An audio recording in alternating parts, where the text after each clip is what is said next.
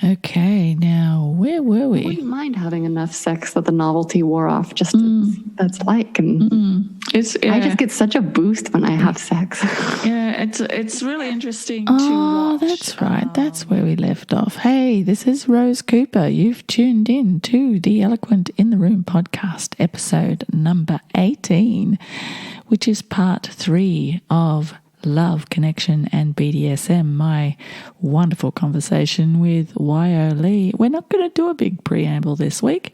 Fuck the preamble. Let's pick up where we left off and I'll catch you at the end.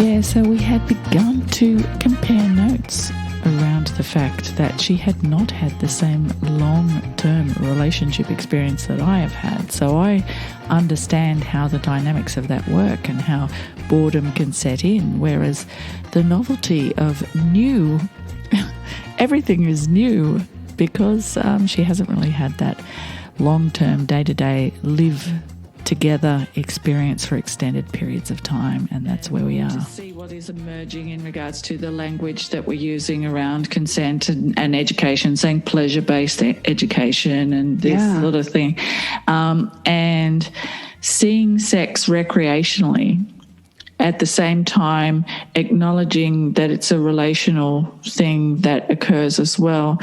But everybody's individual experience from person to person and within a relationship or whatever, there's going to be times where you could be with someone who you love so much and you have everything in common and you're committed and you're married and all that sort of stuff.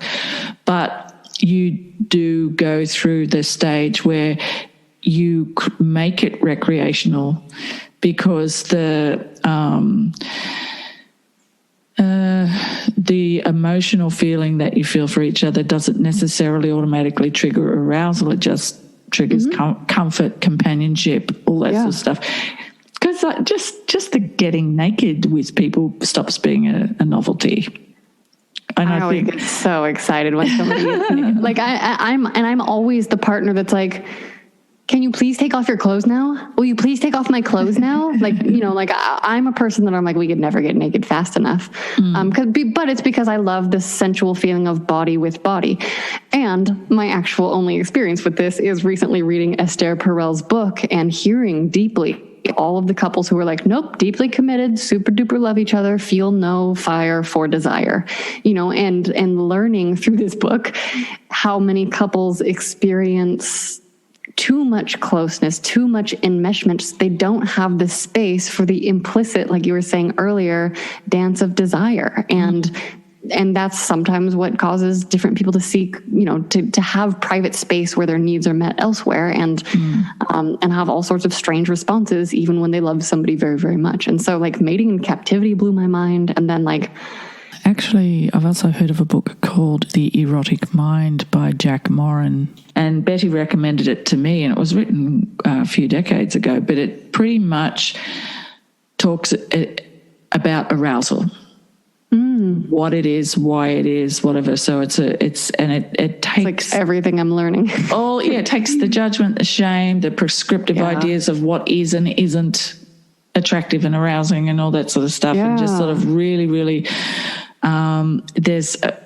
I'm sure I haven't read the whole thing. I've got it. But yeah, it's just like there is no reason why some things are arousing or not arousing. So are you familiar with Emily Nagoski's work? No. Her book Come As You Are is... Oh, right. Yeah, I've heard of it. Yeah. It's so good. And it's such a clear explanation of some of the stressors that come up. For a lot of women, she kind of has these 4 different distilled examples of types of people who are experiencing different sort of sexual, not issues, but just like different models of relationship types that we're dealing with, so lower arousal, disparate arousal, and the way that she kind of describes like sexual accelerator and sexual brakes and how she has this kind of dual arousal model, that was also life-changing for me. And I happened to be reading it when I met my master. So I really feel like the universe was like, boom, your life is going to get sexy now. And it just has. So in the context of being a submissive, how has it changed your view, or if it did change your view, but around, because I think we talked about it briefly the first time we spoke, but how that permission that you felt when someone else reads you and your needs and your wants and knows just how to push your buttons, whether it's psychological or whatever, have you been able to express, whether it's to them or within yourself, what sort of fulfillment you get from being submissive? Because commonly, I think common misconception of these dynamics is men are looking for a woman to boss, or people are looking for people to be dominant over, and submissives are just by the very word, just feels like there's no agency there. Yeah, so they are the plaything of the dominant rather than the submissive being the willing, desirous plaything. And so talk me through that if you can. Well, so I just want to say there's a very big difference between like actually literally being someone's plaything and having no control and making an explicit mutual agreement about how you want to play, so that I, Wyoh, a woman who is in charge of literally thousands of things in my everyday life, I'm a complete artistic entrepreneur, and I'm holding so much in my day-to-day life. I have an endless to-do list that cannot be met. I wake up at 5:30 to write, and I have to stop myself working at 8:30 so I can go to bed. Like I'm an insane workaholic because I'm making so much stuff I love. Sex fuels me up. Being a submissive is where I get to set down my load in a safe space to experience deep surrender in my body. Anyone who is experiencing anything that they do not desperately, deeply want in a scene, in a BDSM scene, that is not safe BDSM. That is not real BDSM. Anyone and I'm not saying, oh, you're a real top, you're a real, but not like that. I mean, when I say real, I mean safe. In order for a kinky relationship to be healthy, partners must be on the same page about exactly what they want and about exactly the roles they're fulfilling for each other. So you don't want a top who is going to, for a second, shame you about ever using a safe word. It's an agreement to play out this certain thing. And the reason that you have aftercare, the reason that you talk extensively about desires and limits and what you want to do together, it must be explicit because you're playing with such deep emotions. You can give each other gigantic, transcendent sexual gifts, but at the end of the day, the submissive is always in control. It's a shared burden, a shared responsibility, and any good dom worth their salt is never going to be under the influence, is always going to be closely tracking the safety mentally, emotionally, physically of the well-being of their slave. They're always going to be tracking the safety and well-being of their submissive. It's a huge responsibility to be a dom. Anyone who thinks it's about finding an excuse to abuse someone needs to go to therapy before they ever lay their hands on anyone. It's not a place to work out anger in a relationship. It's not that. It's a way to play together. It's a way for people, excuse me, I'm having a conversation. He woke up from a nap and he's like, pay attention to me now. That cat's a top. It's actually so funny when my master comes over. He loves him. He loves him. But he got really freaked out when there's a thing called zippering. So I'm really into sensory play, sensation play. And my master put clothespins all over my body, so they get very pinchy. But it's a big endorphin rush. And then you can tie them all together with a string and rip them off. So the first time I did that, I was like screaming a lot. And I luckily live in a very thick-walled concrete building. So like I have a lot of good soundproofness in my place. But Muse, my cat, ran over and was like, meow! Like he was like so distressed by my screaming. So shh, please be quiet. I don't want to have to put you away. So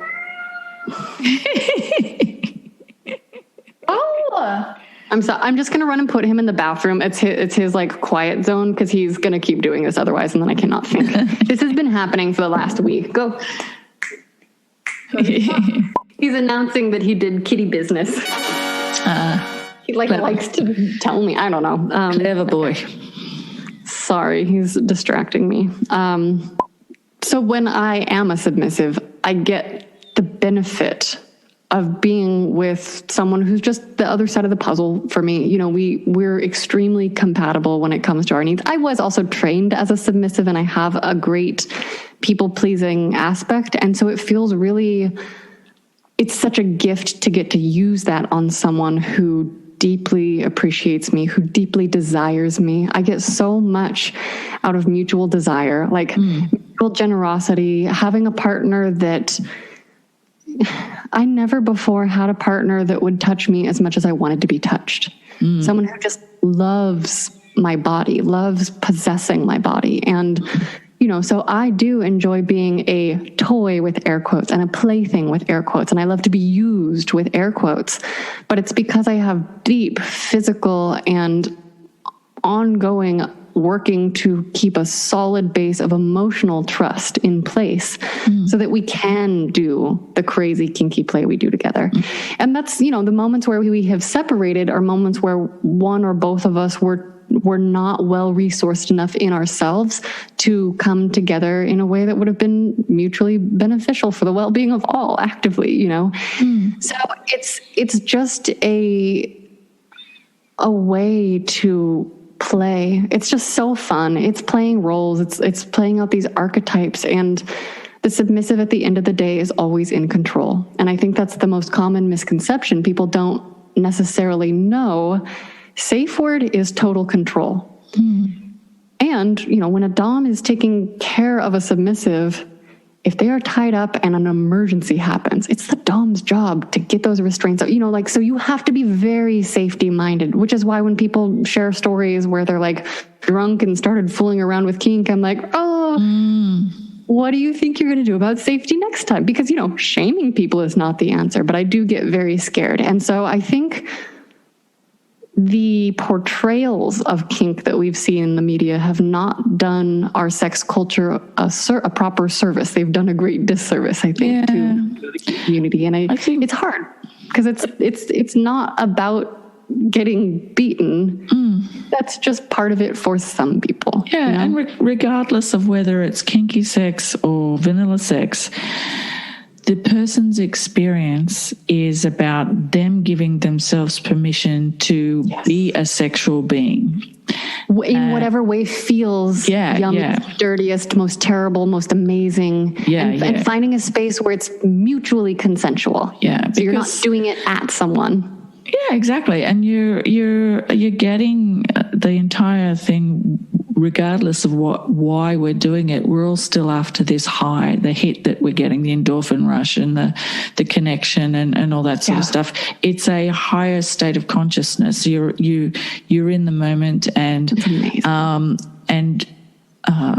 I'm into astrology and all that sort of stuff. But for me, when I'm really in that zone, in that erotic zone, I feel like I've melted into the world around me. Me too. The universe. I am one with everyone. Yeah. So the more that happens, and the more you allow yourself to give up your sense of control over what your body can do, what your emotions can do. Like you were saying before, like sometimes you get overwhelmed with all sorts of stuff, and it's sensory, and it could be emotional or it could be erotic and stuff. But that free fall, that jumping off the cliff, you're the only difference between people who have fulfilling sex lives or don't have fulfilling sex lives isn't whether or not they're kinky or vanilla or hung up or whatever. It's what they're giving themselves permission to be and to experience and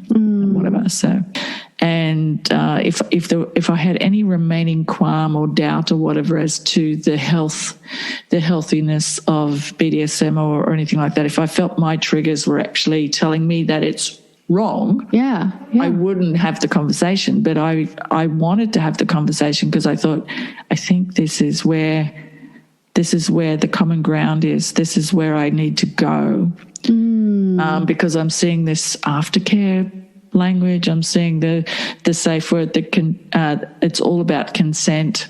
Yes, and it's about caring about the person that you're with, because you're caring about their well-being in that moment. So you've got a lot of people who are having a lot of sex out there with no concept.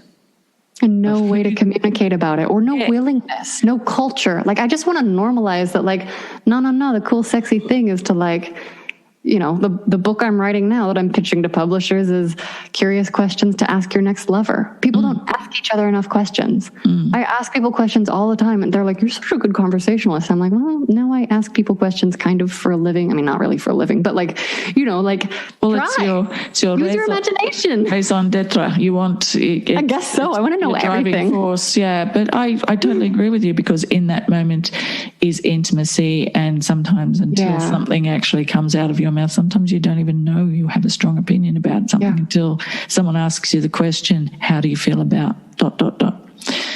Or you freeze up and you can't articulate it, and then you get mad and you don't know why, or you suddenly bare your heart and then your lover breaks up with you, and then you write to me very angry about the advice I gave you, and I was like, well, that's why I don't give advice, you know, because I desperately want everyone, if you're in a relationship, be with someone who accepts you. If you're not, get out. You deserve someone like no matter how much you love them, if they don't accept all of you, why? And, you know, and maybe that's why I'm 31 and single, but like, I would rather be single than with somebody that like didn't want to know something about me. That to me doesn't make sense. I can live on my own just fine. I feel you. I feel, and also feel that you are very fortunate. Unfortunately, doesn't really give you your intelligence the credit it deserves, because, you know, it takes a certain amount of intelligence to expect the very, very simple thing. Like, it sounds like a really simple thing when you lay it out, going, well, if someone doesn't accept, I know people get mad at me for who I am, then, you know, it's if you're an abusive person, no one should accept you for who you are. But you're just saying, if people just I think you can accept an abuser and put clear boundaries around how they're allowed in your life, and, you know, around the support that you're willing to give them, and around the time you're not willing to give them, depending on how they respond. Because it's like, again, you know, and this is also why people get mad at me half the time, like, especially strangers on dating apps are like, you're so black and white. And I'm like, you asked me how I live my life. I don't make time or energy for people who actively try to make me feel bad about myself. Yeah, fuck. I have clear boundaries. Those are healthy for me. It's so funny on apps. Haven't done it for such a long time, but you just reminded me how obnoxious that idea was, that guys could be immediately within a conversation goes for about half an hour, say, you're very such and such. Wow, you're so this, you're so that. And you're like, I actually had a guy one time be like, when I read your profile, I couldn't believe the woman actually wrote it. It was so good. And I was like, fuck off. I was like, you need to reread what you just wrote and do a lot of thinking about your socialization. Like, you know, because there's so many assumptions. And again, I just want to slip in, just as an aside, on dating apps, especially within the first exchange, sometimes it will be in response to a profile or something you say, but men can be prone to say, you're not like other women. You're different to most women I speak to. You're cool. You're this. You're that. And it's an attempt to separate you from the herd. It's an attempt to make you feel special. It's an attempt to chime into your internal misogyny. Don't fucking buy into it. Because saying to someone, you're not like other women, is not a fucking compliment, is it? It's a tough world. Especially dudes are getting a lot of terrible messages. Ladies are getting a lot of terrible messages. Non-binary and trans people are getting a lot of terrible messages. If we cannot have compassion with each other, we're fucked, and not in a good way, you know? And so that's why I'm really just hoping that we can engage in more conversation without judgment, but with clear boundaries. There's a big difference, you know? I like to always say on my podcast, like, I won't yuck your yum if it's consensual and legal. Yeah, you know? Absolutely. Absolutely. And so that's kind of what I'm trying to offer people in this world, because I think so many people, especially if we were raised with parents that were like uncomfortable or shame, you know, you sound like the coolest fucking parent in the world, but like I didn't have parents that were full of ease when it came to talking about personal topics. And so like I had to learn, you know, I'm still learning that in some ways. And so it's one of those things that I think if we could just offer, I don't know, the chance to stumble, that willingness to open up. I lost my train of thought, but you know. But everyone has sex. Everyone eats. Everyone shits. Well, everyone hopefully. They either are having sex or have some relationship to wanting it or not wanting it, you know, and usually some feelings around that. I have, you know, of course I haven't heard from the people who truly don't care about sex, because they're not the ones writing to me from my podcast. They're not the ones looking for sex podcasts. So, you know, I can't speak for the whole world, but I know that, you know, humans are inherently creative beings, and a big part of that is sex. And so that's why I love exploring, you know, creativity and sex side by side, because I believe we're all creative humans. Yeah. We just need permission. Yeah. I think human is the operative word. I think we lose sight of that so much, that what it is to be human, and we label everything good, bad. Yeah. Everything to do with the naked body, with being a woman, with, you know, just all of these things. And in this podcast series with consent, I'm really trying to approach it in all the different ways, but that the way that I want to center it around or meet in the middle is we all need to, like you say, be compassionate, hold space for each other around this conversation, because the floodgates opened a few years ago with Me Too. The floodgates opened of people giving themselves permission to admit that things had been done to them. Yeah. And people understanding that people in power abuse it in certain ways, and families abuse it in certain ways, and all this sort of stuff. And this floodgate opened, and it created a really toxic space. As soon as a group of people just sort of mobilize and bring forward the idea that what goes on or what has gone on before is wrong and we have to stop it, but because we can't change humanity overnight, all of a sudden we seem to be on two sides: the people who are victims and the people who are perpetrators, and that everybody you meet is a potential perpetrator under this sort of idea, and everybody is a potential victim. To me, it's like conversations that we have are people are ready to dive in and attack people for the attitudes and beliefs and questions that they have, because they yet to understand within themselves.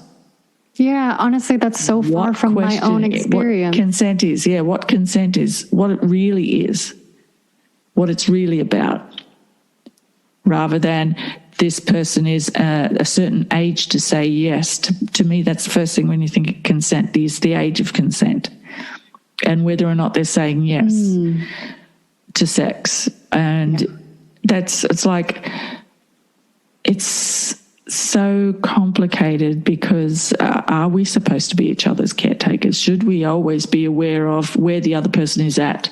Am I sure that you're a grown-up person when you walk in the door? How do we know these things about each other? And how do we know that that person isn't going to disrespect us? You just don't know. Right. I think that's the hardest part about the human experience. And the other tragedy is that you can have two people doing their absolute best and they can still hurt each other. Our best can still fall short. And that's so human. And that's something that I have to remind myself all the time. But exactly what you were saying about that binary experience, I don't have that. But that I first became aware of these like weird lines being drawn in the sand during one of the Me Too conversations with Aziz Ansari and his anonymous date who went by the name Grace in this article. And I remember just like hearing the arguments on both sides and being like, why are there sides? Why is this an argument? Clearly there's a giant glaring miscommunication that is being amplified in our culture. So that is actually why I started Sex Stories. It was like January 2018 that I was like, I need to bring this. I have the answer. You know, like I was a few months into this kinky relationship. I get you. No, I was just like, everybody needs to know how to communicate explicitly for themselves. And, you know, what I've also learned is we're all on our own journey of discovering our own boundaries, our own wants, our own desires, our own capabilities. But I don't know, the more the people seem willing to talk about it, the more that I'm like, that's how we begin to take care of each other. That's how we begin to discover if maybe this person is at least going to try to take care of me. And if we both fail, can we do a repair? Can we both grow from it? You know, and so I've been really, for myself, trying to remove the binary language, the right, the wrong, the shoulds, the shouldn'ts, the healthies, and just like go moment to moment and be like, what do I need now? What is correct for this moment? What are the long-term injustices I can correct? I'm reading this book right now called God and Sex. And it basically walks through, it's a biblical scholar, and he walks through what the Bible actually says about sex. And so many of the first of all, quick takeaways, adultery is worse than sleeping with a prostitute. Sleeping with a prostitute was talked about as very common, like a common practice, but was considered a waste of resources. Wow. And just like rape is mentioned, but it's like bad because it damages either the husband that owns the woman or the father that owns the woman. But it's not about the woman's experience, you know. So hearing all the of shame like thing, baffling origins of like the mistreatment of people, of each other in our sexual society is just mind blowing. But I don't know. I think the work you're doing, the work we are doing is part of the discovery and healing process. And, you know, hopefully may we move the needle as much as possible in our own lifetimes. We're in a situation where we want to feel better about the bad decisions that we make. And it's, but even I push back on that word bad, because to me, that's a word that speaks to self-judgment. And I think that the longer humans stay stuck in the good, wrong, healthy, not healthy, good, bad, right, wrong, you know, like the last guy that I was attempting to date during COVID kept being like, yeah, but when two people are talking and there's a miscommunication, don't you think someone's at fault? And I'm like, do these people both want to be talking to each other, or is like the person that's trying to get heard like accosting the first person? He's like, no, they want to be in a conversation. I was like, sounds pretty mutual to me. I don't enter conversations like looking to blame my conversation partner. Same, you know, and he had a narcissist issue. Like he finally was just like, oh, my mom is like legit a narcissist and I have some tendencies. And I was like, thank you for letting me know. Yeah. You know, and ultimately we weren't able to see eye to eye to, you know, to be in a place where we could communicate in a way that felt good for me to have him in my life. So I said, I wish you well and I wish you goodbye. Yeah. Thank you for the burritos. Like, get out. Yeah. because it's just not, you know, there's a certain amount of personal responsibility that I think we have to have to ourselves to be like, yes, I tried something. Here's how it went. Here's the parts I was responsible for. Here's the parts I wasn't responsible for. Yeah. And I think a lot of people aren't clear on what that is because we don't have good messaging. So that's kind of one of my life goals, is to just get people thinking through their emotional experience as they're like stumbling through this confusing sex life, this confusing experience of trying to have sex in this century. Yeah. And I think it's more complicated. And I think that if we can't slow down enough, and I'm not a slow person, like I struggle so much with being patient, but it's like the lesson I have to learn over and over again is like, slow down, listen. And so that's what I'm trying to do. Yeah. But as you've heard, sometimes I'm like, no, but you're so right though. It's just like the problem that we've had in the past, or one of the biggest problems that we've had in the past, is women not accepting or understanding that the blame did not belong to them. That definitely did not. Yes, which is a huge ask. Yeah, and not speaking up and stuff, because I know my mother used to say you shouldn't be a prick tease and all this sort of stuff that led me to acquiesce to coercion and all that sort of stuff. Looking back, so like I say, I don't blame myself for being in a position where I was taken advantage of and abused and whatever, but I understand and acknowledge that the mixed signals that the other person may or may not have got, like I'm the situation that you find yourself in.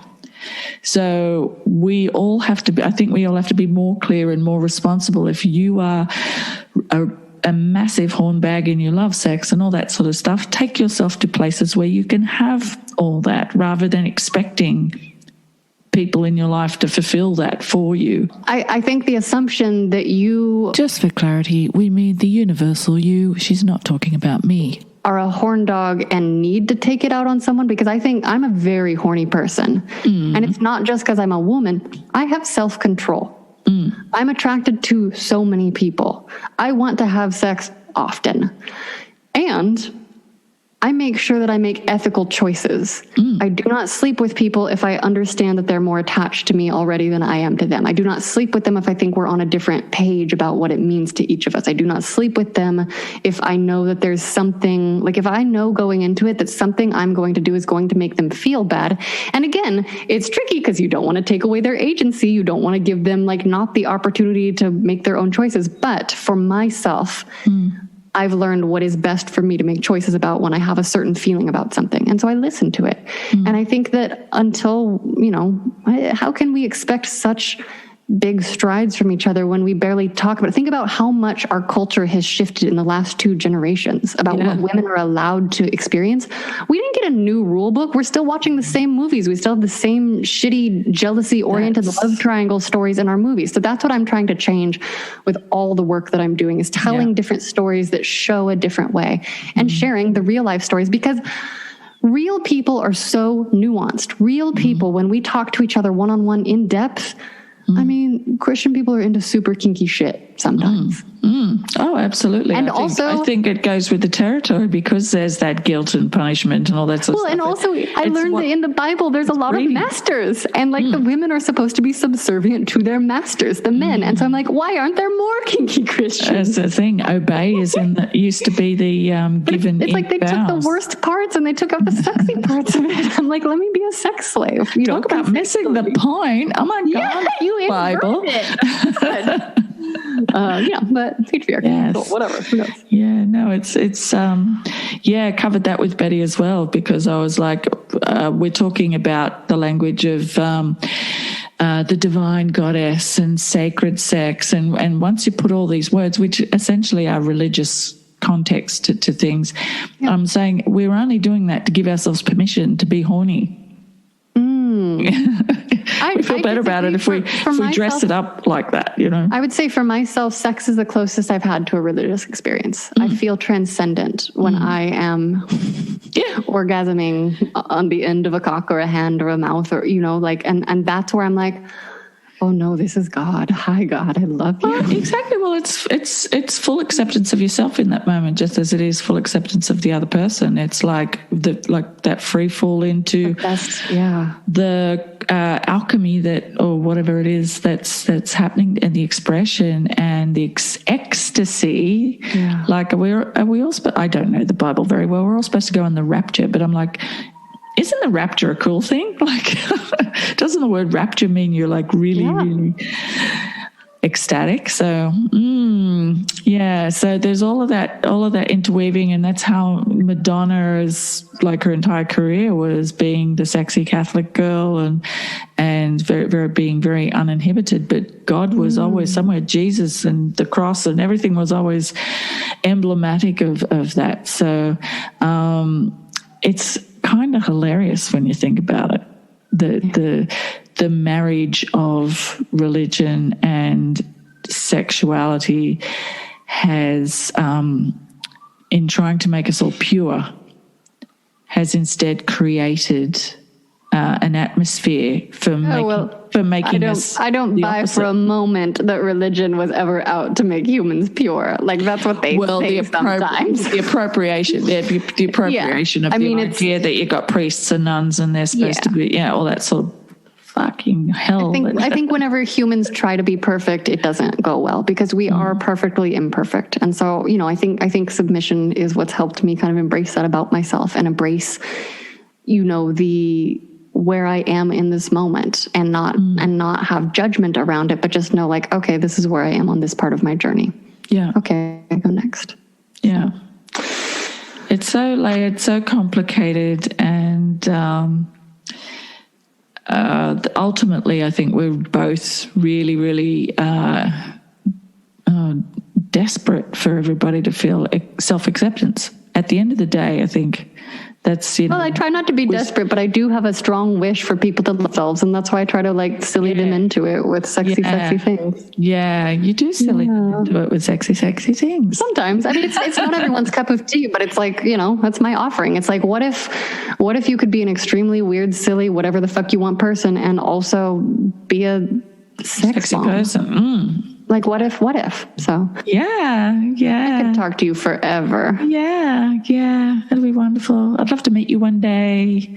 I celebrated is not the word, but a year. It's been a year since I've had sex, and you can get really kind of complacent and all that sort of stuff. So lately, I've been taking out or using that sexual space or energy, sensual energy, erotic energy, just purely to being creative and being silly and physical and all that sort of stuff. So I've been doing a lot of more to dial back to where we started, getting online and doing stuff, and I'm making reels and all this sort of stuff, and going, it's something you can pick up and put down, and sometimes it's part of you all the time. But sometimes it's not, and I just sometimes it's you can put it down, but don't forget about it. It's still there. No, and that's so funny. So I started doing a weekly live stream that's on Sundays, and I have everyone do a quick, like, 1 to 2 minute check-in, like sexual check-in at the beginning, whoever wants to. But sometimes people are like, oh, I don't have a check-in. Like, I'm not doing anything. And I was like, are you masturbating? And they're like, yeah. And I was like, that's a check-in. Are you not having any sex? They're like, yeah. I was like, that's a check-in. Like, why is that not as worthy as the crazy sex we have? Because other stuff can come forward. Like, I don't have sex all the time. Do I want more sex? Yeah. But do I also love having most of my time devoted to making stuff? I love that too. That's also why, like, having really long sessions once a week really works for me. Yeah, like, absolutely. I love to devote a whole day to sex and then be like, focus. But, like, absolutely, I'm a person that can focus for hours at a time. So no, I hear that. It's like, make time, because you can have a whole bunch of orgasms in that. Yeah. So I just want to, like, makes up for not doing it every day in the week. And I want to celebrate the creativity in the times where we don't feel horny, because I think that's, sometimes leaves fall off trees in the fall. They got to regrow in the spring. Sometimes we got to hibernate. And it's not, it just is. And I think for myself, like, giving myself permission to have the full range of experiences is actually what's allowed me to go between them more easily in my own experience. And that feels really exciting, to just know that, like, nothing's ever permanent. It's going to definitely change. Yeah. The only thing I know for certain is everything will definitely change. Yeah. don't know who said that, but the thing. And I think it's a stupid Bible quote, I think, isn't it? Where the birds got the song. I think it was the birds. To everything there is a season, and blah blah blah, and you know all that sort of stuff. So you've got time to say, time to read, time blah blah blah. But celebrating sex and getting over it. I think everybody needs to get over everything that vexes them and holds them back and all that sort of stuff, or obsesses them and gets them addicted to porn or whatever. Get over it and celebrate it, but get over it at the same time. Like, don't make it be the be-all and end-all, but don't forget that it's amazing. Like, find that balance. And people, I think, sometimes just get so out of whack with the negativity towards it or the super positivity towards it, and can be quite can be bullying people about their attitude and projecting a lot of things and putting people down and shaming them and all this sort of stuff. That's not my cup of tea. Although I hope I haven't accidentally bullied people with my enthusiasm. My hope is to just like welcome whatever is, because I know that that's what's changed my life. Yeah.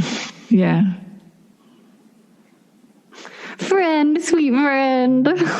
Thank you so much for having me. Obviously, I'm going to release the audio of this, and that pause was just me just smiling very, very wide at Wyoh, because I was like, oh, I love you. You're so sweet. Big love from across the ocean. It's wonderful. Yes, thank you so much for giving me your time. Yes, thank you so much for having me. So I will be dropping your links into the show notes of the podcast, and I will be putting out a promotional thing, which will be a video of us talking. It'll be hard to find a highlight. There's going to be quite a few to choose from. But I know we've got your account, Wyoh Lee, on Instagram. We've got Sex Stories on Instagram. You've got Sex Stories Podcast, which is available on places. I'll just say that I have this spiel very practiced. Cool. Do it. Yay. So you can follow me. My personal is at Wyoh Lee. I'm also Wyoh Lee on OnlyFans. You can follow the sex podcast at Sex Stories Pod. And if you want to like see what the podcast is about, visit sexstoriespodcast.com. And then you can find all of my art stuff on wyohlee.com. That's WYOHLEE.com. There we go. Those are all the places. Like that, those link to everything. Yes. So we're art sluts. Yes. Hello, art and slut. you're a slutpreneur as well. Slutpreneur. I guess so. I think that's someone's actual title. Like that's someone's brand. I know I've come across. I think that's a podcast. Slutpreneur. I think she. Yeah. I make stuff. Not all of it is sexy. That's the thing. It's like people are like, oh, you do the sex stuff. I'm like, well, I guess a lot of it is erotic, but like I do a lot of things that aren't. I take headshots of children. Like I do whatever I build what, like, although I will say a lot of my energy lately has been going toward the sexy stuff. So, and pleasure oriented stuff and just creativity in general. So doing a lot of stuff. Happy to know my art friends around the world. But it's kind of like, just like I say, you're a celebrator. You celebrate it and you embrace it. And it's not a sense of anybody taking advantage in any kind of salacious way or prescribed way. It's very, it's fun. It's like, what's your version? Wait, what do you like? Cool. Here's what I like. Yay. And I think I didn't feel permission for so long to be my own beautiful creative self, and I squashed myself. And so I want to help other people unsquish, because my whole life changed. I grew up thinking that, like, I was raised by military medical professionals, very loving, but like didn't identify as an artist. And now that's all people see when they see me. They don't see that it's very fresh and very new, and that's why I want to celebrate the gifts that I think we are all given, whether or not we choose to do them for our work. Yeah, it's easy to look at you and see that you were fully formed for a long time. No. Heck no. I only started using the word artist about myself a couple years ago. I think I was 28, 29, like I haven't really, and then I was like, it was very hesitantly. So, I just encourage people to like, stop, just do whatever the fuck you want for yourself. Don't harm other people. But do you know what I mean? Like, just find your own joy. So that's kind of that's the stuff I'm working on mostly, and exploring all the different eroticisms. Yeah. That's awesome. Anyway, reluctantly, I will let you go. We shall talk again soon, my friend. Yeah, that would be wonderful. I might come drop into one of your live streams, maybe. Please do. Yeah, I don't know. I have to work out what the time is. That would work because it is at 5 p.m. So that's like right when we're talking now, like it's in our zone. So I think that it sounds like fun. They're so fun. It's great. It's great. Okay. Yay. All right, sweetheart. Well, I'll be in touch, and big hugs. Big love to you. Talk to you soon. Thank you. You've made my day. You made my week, definitely. Love you. Mwah. Mwah. Bye. Oh, I think you can hear just how difficult it was to say goodbye. We spent around 3 hours talking, and it's hard. It's hard to say goodbye. And being sort of COVID times, and I've been busy moving and all that sort of stuff, having that meaningful connection with people, that intimacy of having a long conversation and eye contact, even though it's, on the internet, we had a really lovely bubble of love going there. And I'm just so grateful to have stumbled upon her by accident. And like I say, I hope that's not the last time you hear from Wyoh. I'm so glad that we ended up talking about creativity, because where I'm at now, I've just chopped the last 2 pieces together, and I'm doing them both on the same day. I'm filing them on the same day. Today's the 29th of January, actually, and it's a big deal for me to do that, because over the last few months I have been putting these things together kind of at the last minute, sweating over them, and trying to sort of find a creative groove, but I just haven't done it. I haven't done it. I haven't scheduled creativity. I haven't set a timetable. I haven't done the things that you need to do in order to produce the kind of work that you're always carrying around in the back of your mind. I want to make some videos to put on YouTube. I want to make music.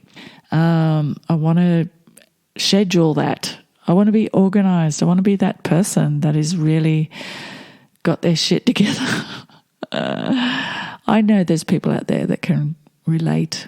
We're all in our bubbles at the moment, particularly people who are confined to isolation, particularly creatives who are confined to isolation.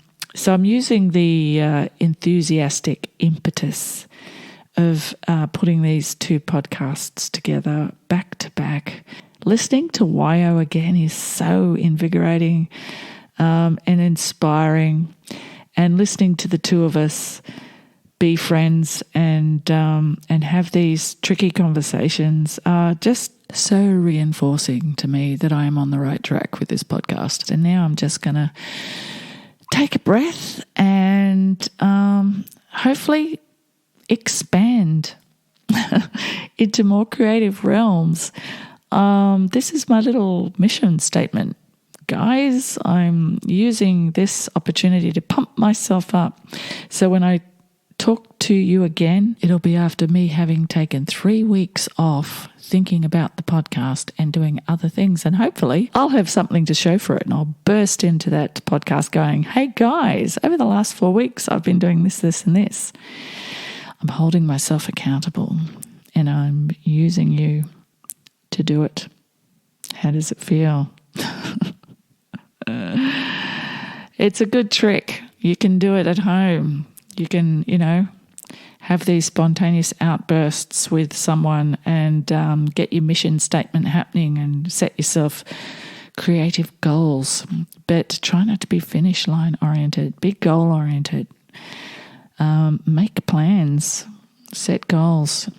We've been in a massive slump. We've been in a scary place. We've been in the eye of the storm. We've been in Trumpism. We've been in Black Lives Matter. We've been in everything. We've been in our own personal conflicts and dilemmas and emotional traumas and highs and lows. It's been a thing. 2020 and the beginning of 2021. It's been a thing. So I'm going to take a breath. I've been sort of running on ice, playing catch up because I had to move. So I'm settled in now. I'm getting my shit together and hopefully I'll come back to you on the 2nd of March with so much exuberance and so much to talk to you about. But we'll still be talking about consent, okay?